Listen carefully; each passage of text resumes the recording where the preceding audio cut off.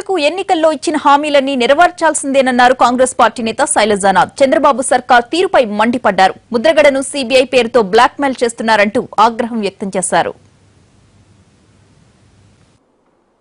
కాంగ్రెస్ పార్టీగా డిమాండ్ చేస్తా ఉన్నాం, ఏవైతే మీరు కాపు సామాజిక వర్గానికి ఎన్నికల్లో వాగ్దానం చేశారో శాస్త్రీయంగా వాటిని పరిష్కరించమని డిమాండ్ చేస్తా ఉన్నాం. చంద్రబాబు నాయుడు గారు ఈ మధ్యకాలంలో ప్రీస్ట్ అవతారం ఎత్తా ఉన్నారు. వారు బోధిస్తూ ఉంటారు, ఇది మంచిది కాదు, ఈ విధంగా మాట్లాడకూడదు, నా 30 సంవత్సరాల అనుభవం ఉద్దండులతో కలిసి పనిచేశాను, నన్ను ఈ విధంగా అంటారా? అప్పుడప్పుడు కన్నీళ్లు కూడా పెట్టుకుంటున్నాడు ఆయన. ఈ మధ్యకాలంలో కొత్త విద్య నేర్చుకున్నాడు. నిన్నటికి నిన్న నారాయణ గారి నాయకత్వాన ముద్రగడ గారు ఒప్పుకుంటే సిబిఐ ఎంక్వైరీ చేస్తాం. ఏంటి, ముద్రగడ గారిని బ్లాక్మెయిల్ చేస్తా ఉన్నారా మీరు? కాపు ఉద్యమాన్ని బ్లాక్మెయిల్ చేస్తా ఉన్నారా మీరు?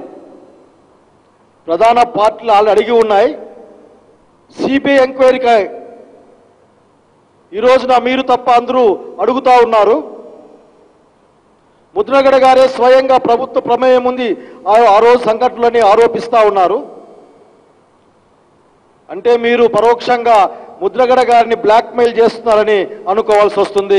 మంచిది కాదు ప్రజాస్వామ్య రాజకీయాల్లో.